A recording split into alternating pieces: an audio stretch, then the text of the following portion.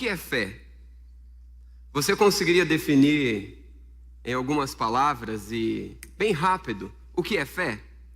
Se alguém abordar em algum lugar e se você tiver que dar uma resposta como essa, o que você responderia em uma pequena frase, o que é fé? Fé seria um sentimento extraordinário que nos toma por completo e nos deixa extasiados?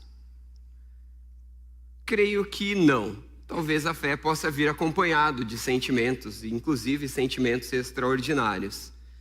Mas o que é fé então? Como definir fé? Como reconhecer fé? Será que eu preciso desenvolver a minha fé? Será que a palavra de Deus vem para mim e para você nessa noite, nos desafiando, nos encorajando a desenvolvermos a nossa fé? A entendermos mais a respeito da fé? Com certeza. Creio que nenhum de nós aqui chegamos a nenhum nível que estamos prontos, não precisamos ser desenvolvidos. Bem pelo contrário, precisamos caminhar adiante, precisamos dar alguns passos. Mas em um mundo de coisas tão concretas, em que nós somos pressionados e impulsionados todos os dias a conquistar, a desenvolver e a produzir, a termos estratégias, como então balancear essa luta entre excelência, dedicação, que é algo que nós temos que ser e fazer, porque somos cristãos, e a parte da fé? Como fica esse equilíbrio entre essas duas coisas? Será que quando você olha para a sua vida, você tem confiado nos recursos, no que você tem, nas pessoas que estão à sua volta, nas suas estratégias, nos planos que das outras vezes deram certo? Ou você e eu conseguimos olhar para o Senhor e reconhecemos que tudo vem do Senhor? Abra sua Bíblia comigo lá em Êxodo. Êxodo, um livro interessante, um livro histórico, com histórias significativas para a nossa caminhada com Deus. E a palavra de Deus está ali hoje para nós. Êxodo, abra comigo a sua Bíblia em Êxodo capítulo 14. Sobre o que é o livro de Êxodo? O que é que o livro de Êxodo nos conta enquanto você abre?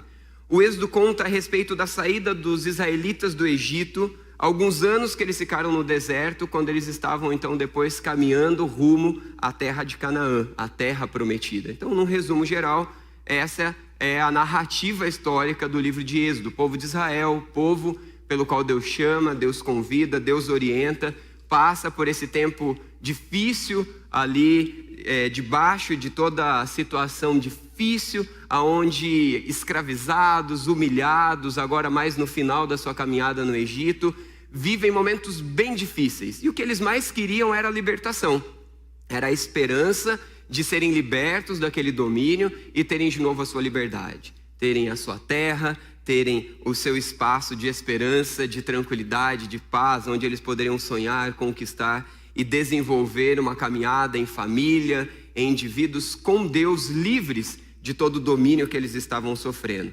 Mas nós vamos ler lá no capítulo 14. E o que acontece no capítulo 14? Quais são as informações que antecedem o capítulo 14? Um pouco antes tem a Páscoa, onde Deus dá todas as orientações para o povo de Israel, a respeito da saída, a respeito desse momento onde eles vão começar a peregrinação deles rumo à terra prometida.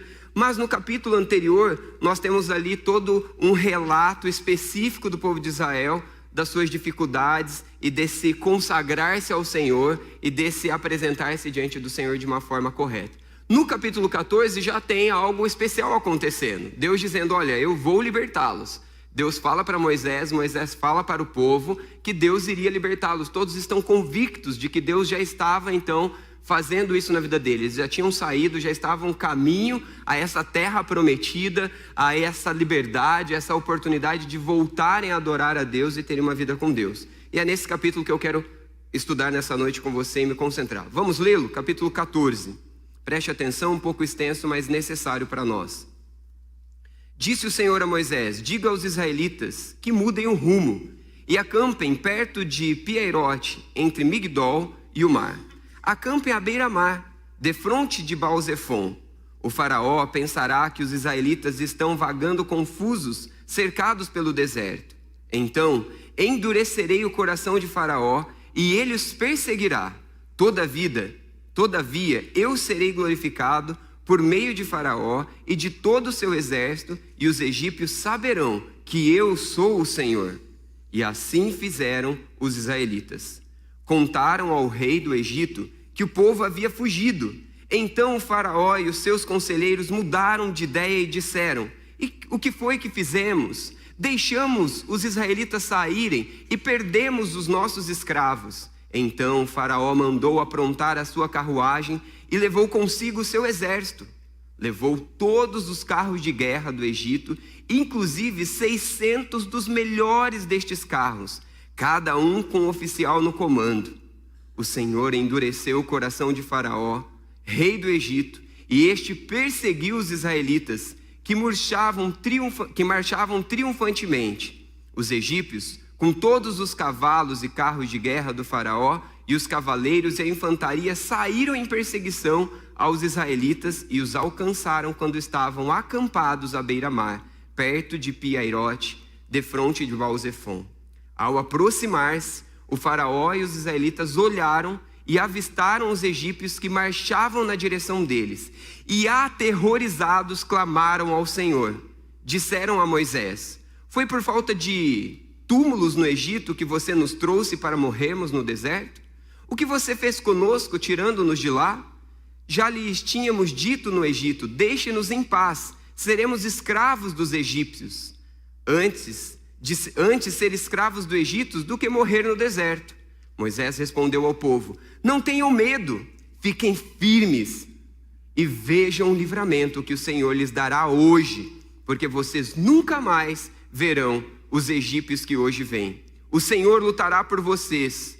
Tão somente acalmem-se." Disse então o Senhor a Moisés: "Por que você está clamando a mim? Diga aos israelitas que sigam avante. Erga sua vara, estenda a mão sobre o mar e as águas se dividirão, para que os israelitas atravessem o mar em terra seca.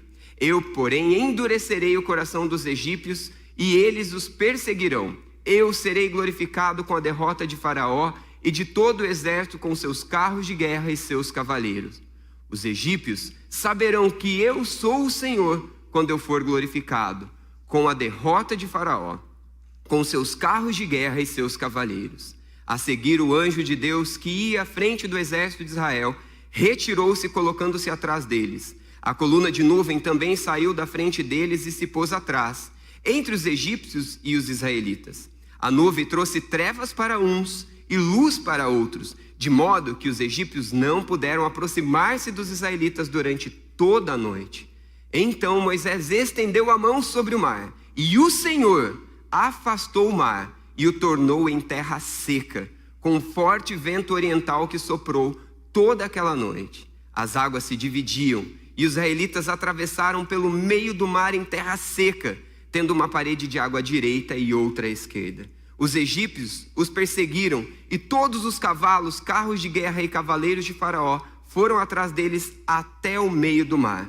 No fim da madrugada, do alto da coluna de fogo de nuvem, o Senhor viu o exército dos egípcios e os pôs em confusão. Fez que as rodas dos seus carros começassem a soltar-se, de forma que tinham dificuldade em conduzi-los. Os egípcios gritavam: "Vamos fugir dos israelitas, o Senhor está lutando por eles contra o Egito." Mas o Senhor disse a Moisés: "Estenda a mão sobre o mar, para que as águas voltem sobre os egípcios, sobre os seus carros de guerra e sobre os seus cavaleiros."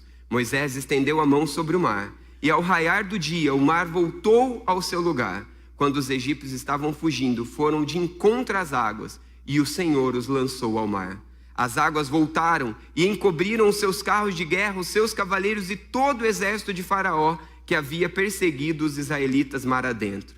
Ninguém sobreviveu, mas os israelitas atravessaram o mar pisando em terra seca, tendo uma parede de água à direita e outra à esquerda. Naquele dia, o Senhor salvou Israel das mãos dos egípcios, e os israelitas viram os egípcios mortos na praia. Israel viu o grande poder do Senhor contra os egípcios, temeu o Senhor e pôs nele a sua confiança, como também Moisés, seu servo.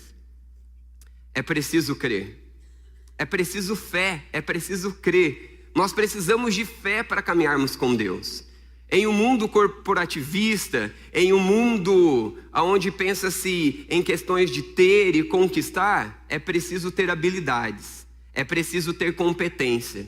Mas para ser um servo de Deus, e para ver as maravilhas de Deus, e para experimentar o poder de Deus, nós precisamos de algo além das estratégias, algo além dos recursos. Nós precisamos crer em Deus, nós precisamos ter fé em Deus. A história dos nossos irmãos israelitas é que eles precisavam de esperança, precisavam de libertação, precisavam de uma terra onde eles poderiam ter paz, alegria, adorarem ao Senhor.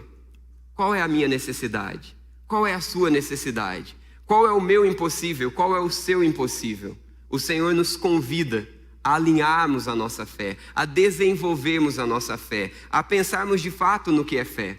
Eu gosto muito de um livro de Jonathan Edwards, Uma Fé Acima das Emoções.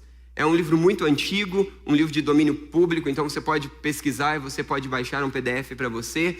E é um livro que começa com bastante explicações e questões do contexto da época em que foi escrito, cheio de partes técnicas que tende a desanimar a leitura. Se esforce um pouquinho, caminhe além da introdução, leia a introdução porque é importante para você entender o restante do livro. Mas logo depois o livro começa a dividir algumas coisas importantes a respeito da fé, a importância da fé, mas também a importância das emoções dentro da nossa vida cristã, no nosso dia a dia. Qual a importância? Dá para tirar as emoções da nossa vida com Deus, da nossa fé, da nossa caminhada com Deus? Não, não dá. Mas elas podem ser mais importantes que a nossa fé? Com certeza não. E é exatamente isso que essa narrativa histórica nos traz aqui, com um convite maravilhoso para mim e para você, que nos convida a olharmos para as nossas vidas e sermos desenvolvidos na fé com o Senhor. Mas antes de aplicarmos essas verdades, eu quero trazer um texto lá do Novo Testamento, em Marcos, capítulo 9, versículo 17 a 25, não vou ler todos, vou apenas citar uma parte da narrativa, estará na projeção, possivelmente para você. Marcos 9, 17 diz assim: um homem no meio da multidão respondeu: Mestre, eu te trouxe o meu filho que está com espírito, o que o impede de falar? Onde ele quer que vá, joga-o no chão, ele espuma pela boca, range os dentes e fica rígido. Pedi aos teus discípulos que o expulsem, o espírito, mas eles não conseguiram. Mas se podes fazer alguma coisa, tem compaixão de nós, ajuda-nos. Se podes, contestou-lhe Jesus, tudo é possível para aquele que crê. Imediatamente o pai do menino asseverou: creio, ajuda-me a vencer a minha fé. Até aí. Uma narrativa do Novo Testamento, onde os discípulos estão em uma situação.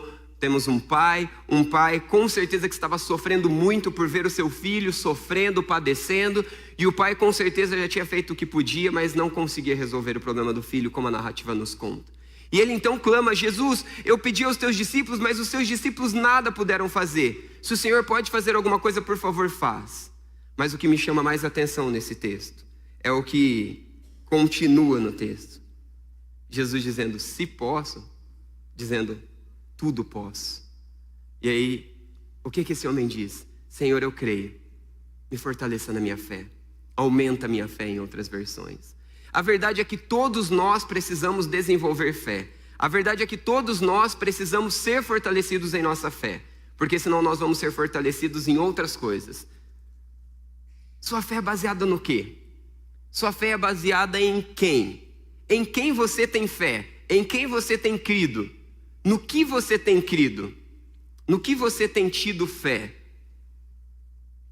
Eu confesso para vocês que é muito perigoso para mim e para qualquer um de nós balizarmos a nossa fé nas nossas emoções, porque as nossas emoções precisam estar submissas à nossa fé e não o contrário. E é exatamente isso que acontece com o povo de Israel. É exatamente isso que acontece com Moisés. E se Moisés tivesse olhado para as circunstâncias, se Moisés tivesse parado pelas emoções, que teria sido essa narrativa? Mas a teologia não tem o se. Não tem o se isso aconteceu ou se aquilo aconteceu. Nós temos o que Deus fez. Porque um homem de Deus ouviu a voz de Deus. Quando Deus disse: Moisés, vai. Moisés, conduz esse povo. Moisés, eu vou abrir o mar vermelho. Guia esse povo, Moisés. Avante, Moisés. Moisés vai. E Deus abre o mar vermelho. E as pessoas passam. Tudo pela obediência e confiança de um homem. O quanto Deus deseja fazer na minha história, através de mim. o quanto Deus deseja fazer na sua história através de você, se nós confiarmos em Deus. Nós acabamos de ler no Novo Testamento, quando Jesus chega e mostra que Ele pode todas as coisas. O nosso Deus não mudou, o nosso Deus continua podendo fazer milagres. O nosso Deus continua, se necessário for, mudar um curso comum daquilo que normalmente não mexe, como abrir o mar. Deus pode mudar a história, Deus pode mudar a minha vida, Deus pode mudar a sua vida. Mas nós precisamos estar atentos a como nós devemos caminhar em fé com o Senhor. O primeiro convite de Deus para mim e para você, primeira chamada para nós é mantenha a fé. Mantenha a fé mesmo quando os seus planos forem alterados. Mantenha a sua fé mesmo quando os planos forem alterados. Pois os planos de Deus são perfeitos. Se você prestou atenção na leitura, quando nós lemos ali no versículo 4, o que nos é dito ali? Que Deus mandou eles mudarem a rota. Havia uma rota um pouco mais longa. Mas se nós lemos o capítulo anterior, o final do capítulo anterior, nós vamos ver que Deus já tinha mudado a rota para uma rota mais longe, para que eles não vissem as guerras e ficassem preocupados e desanimassem. Mas quando chega aqui, novamente, o Senhor diz a Moisés, diga aos israelitas que mudem o rumo, versículo 2, início. E então é mudado de novo a rota. Agora pense no desconcerto para cada um. Pense no incômodo de cada um. Tinha uma rota mais curta para ir. Deus já mandou ir para uma rota mais longa. E agora Deus manda ir por essa rota onde eles vão ficar parados de frente ao mar. Mas espera aí. E se o exército vier? E se nos encontrarem? O que vai acontecer? Mas é exatamente no meio das impossibilidades humanas que Deus revela a sua grandeza. Será que a minha fé, será que a sua fé está dependente das circunstâncias? Das nossas expectativas, dos nossos planos? Vamos perguntar um pouco mais profundo. Será que os nossos planos, será que os nossos projetos, será que as nossas estratégias, os nossos sonhos estão sendo projetados à luz da orientação de Deus? Será que quando Deus vem e mexe um pouquinho nesse nosso plano, nesse nosso projeto, nessa nossa expectativa, como nós ficamos quando Ele mexe, quando as coisas são alteradas? Será que nós temos a perspectiva de que os planos de Deus são perfeitos e que o alvo de Deus é glorificar o seu nome? Porque os versos que se seguem diz do quê? Que Ele fez isso para glorificar o nome dEle, para que o nome dEle fosse conhecido, para que o nome dEle fosse exaltado, para que o nome dEle fosse glorificado. Nós temos a tendência de olharmos para nós mesmos, para os nossos planos pequenos, ainda que grandiosos diante dos nossos olhos humanos, olhamos na perspectiva humana, limitada que somos, e queremos que aquilo aconteça como nós projetamos. Mas o convite de Deus para mim e para você é: mantenha a fé, mesmo quando os seus planos forem alterados, porque os planos de Deus não são alterados. Os planos de Deus são perfeitos e permanentes. Quando nós obedecemos a Deus, quando nós ouvimos a voz de Deus, quando nós atentamente estamos seguindo a Deus, nós não precisamos ter medo. Nós não precisamos ficar desesperados quando as coisas mudam a rota, quando as coisas demoram um pouco mais do que o planejado, projetado. Porque eu perdi o controle que achei que tinha, ou melhor, estou consciente de que não tenho controle. Mas Deus nunca perde o controle. Mantenha a sua fé mesmo quando as situações causam desespero. Os primeiros 4 versículos já nos dão um desespero danado de olhar para essa história. Mas quando os versos se seguem, a partir do versículo 5 até o versículo 20, a história nos narra um momento desesperador. Seria mais ou menos assim: dá uma olhada no meu tamanho, magrinho, fraco. Aí aparece alguém na rua correndo atrás de mim e fala: vou te pegar e vou te matar. Só que aí é uma pessoa e é forte, eu saio correndo. Mas não, a narrativa aqui está dizendo que pegou de todos os carros, os melhores, os 600 melhores, um comandante para cada um e toda a parte do melhor exército. Agora imagina a sua luta, imagina a sua batalha, imagina o seu desafio, aquilo que você tem vivido para encontrar a esperança no Senhor, para encontrar a libertação no Senhor, para chegar mais perto do Senhor. Quantas coisas surgem, quantas impossibilidades surgem, quantos muros são levantados, difíceis de serem passados. E Deus vem nos dizer: mantenha a sua fé, mesmo quando as situações causam desespero. Eu passei recentemente por uma situação de muito desespero, o parto da Thalita. Não foi nada legal, e aquilo que dizem que é o melhor momento da vida da gente, para mim foi o pior. O bom foi depois vê-los bem. E aquele era um momento de desespero, de angústia. E as minhas emoções não alcançavam nada. As minhas emoções não alcançavam Deus. Eu estava com a Bíblia, mas eu lia e aquilo não penetrava. Eu tentava abrir um devocional também através do dispositivo que eu estava e aquilo não chegava no meu coração. Porque as minhas emoções estavam bagunçadas. Eu não queria perder a Thalita, eu não queria perder o Tomás, eu queria que eles estivessem bem. E os meus planos são os melhores, eu quero que seja do meu jeito. E tudo mudou daquilo que era programado. O médico disse que eu acompanharia, disse que seria assim, assim, assim. Estava tudo errado, eu estava na porta, ninguém deixava eu entrar, pediam autorizações estranhas e o desespero tomou conta do meu coração. Mas nós podemos manter a fé, mesmo quando o desespero bate na porta. Mesmo quando as nossas emoções parecem não alcançar Deus, nós podemos continuar ouvindo a voz de Deus. Deus estava falando com Moisés, e Deus estava ordenando que Moisés falasse com os nossos irmãos. Deus está falando conosco hoje. A palavra de Deus fala conosco. Quando ouvimos a voz de Deus, mesmo em meio ao desespero, na luta contra o nosso próprio coração, na luta contra o pecado, na luta contra as maldades deste mundo, no enfrentar os desafios neste mundo, no fugir dos inimigos e de tantas coisas que nos perseguem, que querem acabar com a nossa vida, no meio do desespero, eu e você podemos manter a nossa fé. Quando as situações causam desespero, eu posso manter a fé, focando no Senhor. Focando no Senhor, não nas minhas emoções, não nas situações, mas no Senhor, que é acima de todas as coisas. Lembra-se dos versículos anteriores que nos ensinaram o quê? Que mesmo quando as coisas mudam, mesmo quando os planos mudam, nós podemos continuar confiando no Senhor, porque os planos dele é perfeito. Mesmo quando as situações nos causam desespero danado, mesmo quando tudo que parece é terrível e vai tomar conta da minha vida, eu posso confiar no Senhor, porque o Senhor continua cuidando de nós. É comum para nós, como seres humanos, vivemos o desespero diante das tensões, mas nós podemos aprender a ouvir a voz de Deus.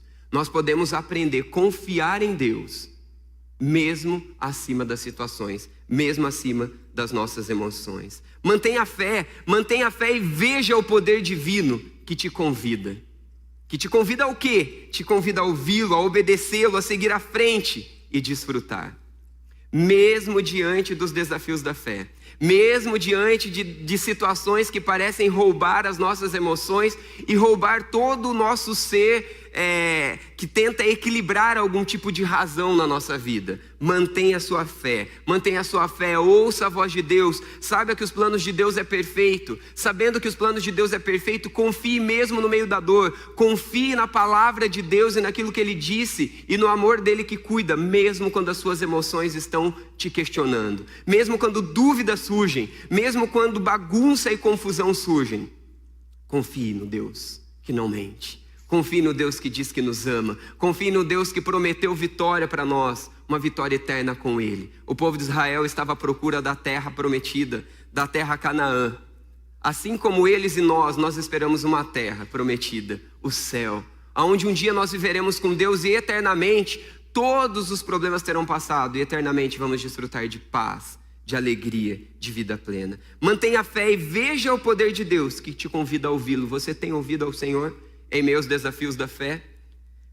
Mantenha a fé, veja o poder de Deus que te convida a obedecê-lo. Você tem obedecido acima das emoções? Você tem obedecido acima das situações? Isso é fé.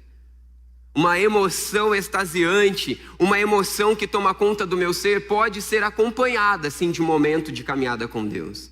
Mas a verdadeira fé é ouvir ao Senhor e obedecê-lo, mesmo quando as circunstâncias não parecem favoráveis, mesmo quando o desespero está batendo na minha porta, mesmo quando as minhas emoções não alcançam a Deus. A minha fé está estabilizada mediante a palavra de Deus revelada e a certeza de um Deus que não muda e de um Deus que prometeu que estaria conosco e que tem planos perfeitos para nós, melhores do que os nossos, muito melhores do que os nossos. E o desejo de Deus, sabe o que é? É que a gente desfrute. É que a gente desfrute daquilo que Ele vai fazer. Olha para a vida de Moisés, olha para a vida do povo de Israel, olha o que Deus fez. Você consegue imaginar uma história dessa? Você consegue se imaginar no seu maior problema, no seu maior desafio, na situação onde é impossível algo acontecer e Deus interferindo e mudando? Quem iria receber a glória de tudo isso? Você? Porque você teve uma estratégia fenomenal?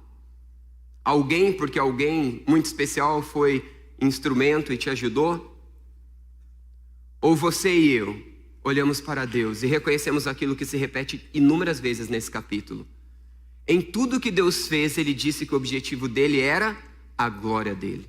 E a glória de Deus é exatamente aquilo que eu e você precisamos, porque quando Deus recebe glória, nós somos abençoados, nós nos alegramos, nós nos realizamos em Deus e na glória de Deus e na presença de Deus e através de Deus.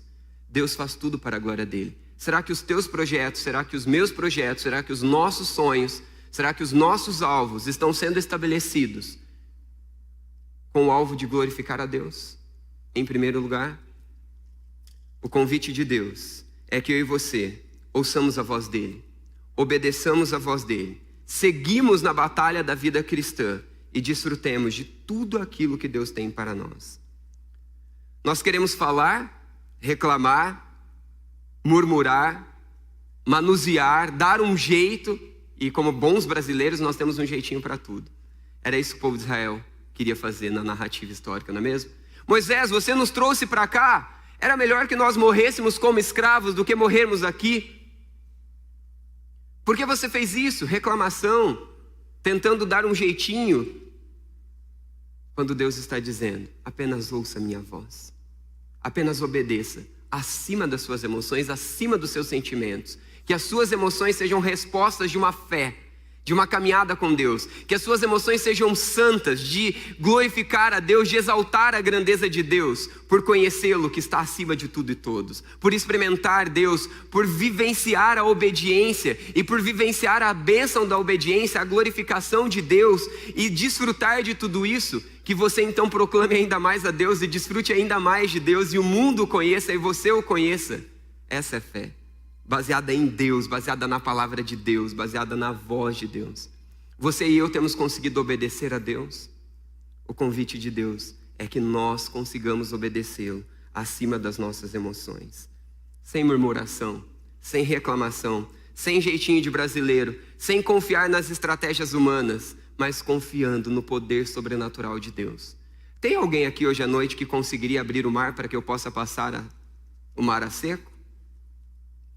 Eu não conheço ninguém no universo que possa fazer milagres extraordinários, a não ser o nosso Deus, revelado a nós em Cristo.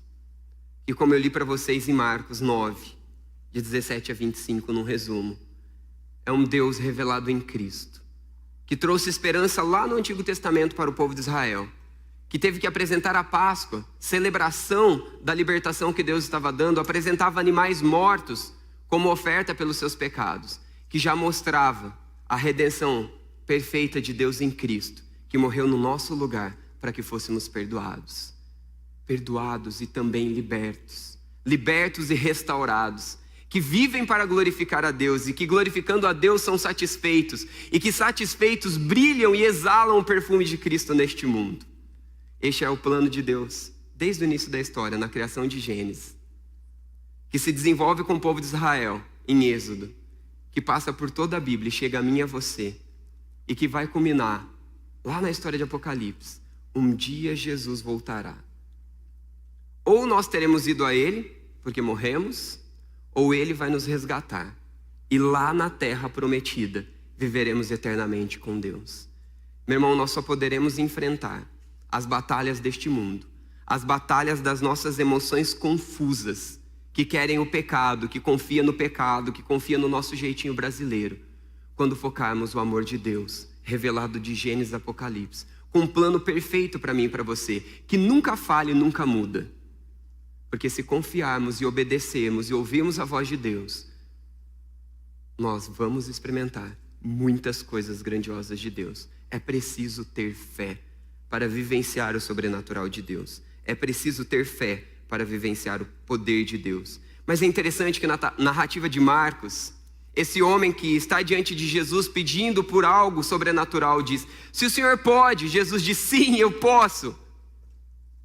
Mas Deus, eu creio. Jesus, eu creio. Me fortaleça na minha fé. Nenhum de nós estamos estabilizados na nossa fé. Nenhum de nós vamos caminhar na nossa caminhada estabilizados na fé. Mas nós podemos pedir ajuda ao nosso intercessor Jesus Cristo.